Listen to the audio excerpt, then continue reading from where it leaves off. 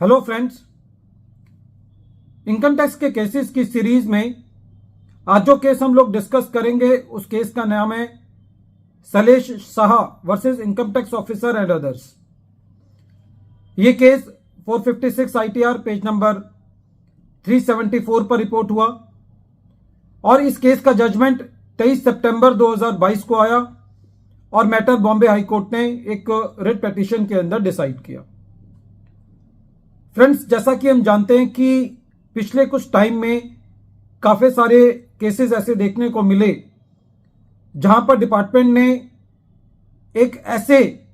आदमी को सेक्शन 148 का नोटिस इशू किया जिसकी डेथ हो चुकी है। ये केसेस इसलिए भी ज्यादा अराइज हुए क्योंकि कोविड के टाइम में काफी लोगों ने अपनी जान को खोना पड़ा, जिसकी वजह से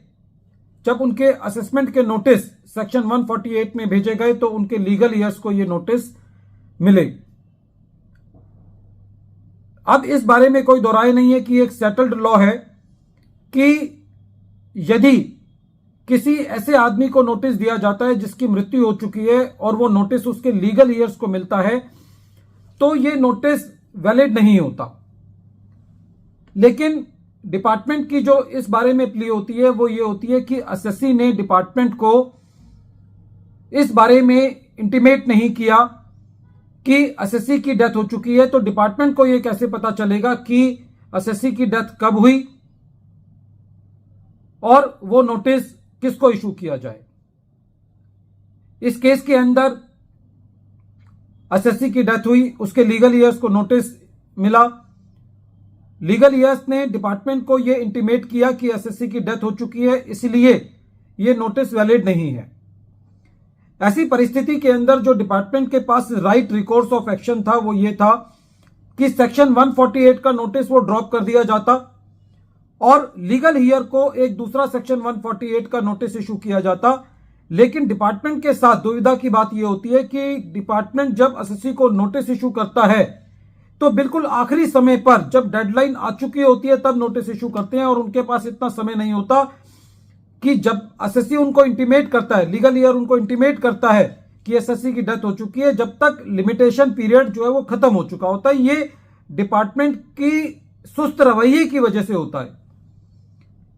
जब लीगल ईयर्स ने इंटीमेट किया असेसिंग ऑफिसर को कि एसएससी की डेथ हो चुकी है, उसके बाद भी असेसिंग ऑफिसर ने सेक्शन 147 के अंदर डेड पर्सन के नाम में असेसमेंट करके एसएससी के लीगल ईयर्स को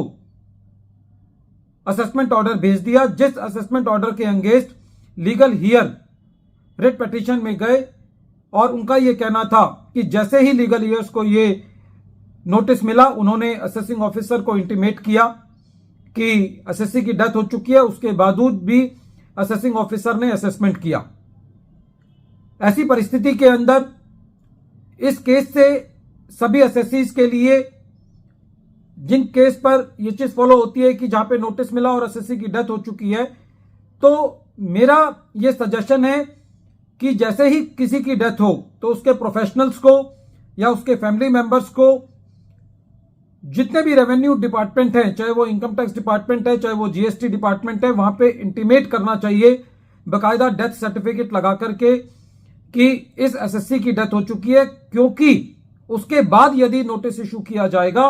तो यह एसएससी के लिए एक बहुत बड़ा डिफेंस हो जाएगा कि मैंने टाइमली इनकम टैक्स डिपार्टमेंट को इन्फॉर्म कर दिया। क्योंकि एक सिंपल सिद्धांत यह है कि कानून उसकी मदद करता है जो अपनी मदद खुद करता है। लेकिन यदि एसएससी इंटीमेट नहीं करेगा, असेसमेंट को हो जाने देगा और पहली बार यह प्ली सीआईटी अपील के सामने या आईटीएटी के सामने लेगा तो एसएससी के लिए डिफिकल्ट सिचुएशन अराइज हो सकती है। हालांकि लॉ बिल्कुल क्लियर है कि डेड पर्सन के नाम में जो नोटिस भेजा जाएगा या जो असेसमेंट की जाएगी वो नल एंड वाइड होगी। तो इस केस में जो डिपार्टमेंट की मेन दलील थी कि हमें नोटिस इशू करते वक्त या उससे पहले एसएससी की डेथ के बारे में इंटीमेशन नहीं था, यह बात कोर्ट ने नहीं मानी और यह कहा कि जब एसएससी ने आपको इंटीमेट कर दिया था तो आपकी जिम्मेदारी थी कि आप उस असेसमेंट को ना करते और यदि आपके पास टाइम अवेलेबल था तो उस टाइम अवेलेबल में आप लीगल ईयर के अगेंस्ट प्रोसीडिंग्स चलाते, उसको नोटिस भेज करके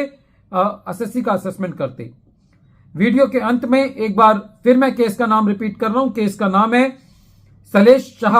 versus income tax officer and others, और ये केस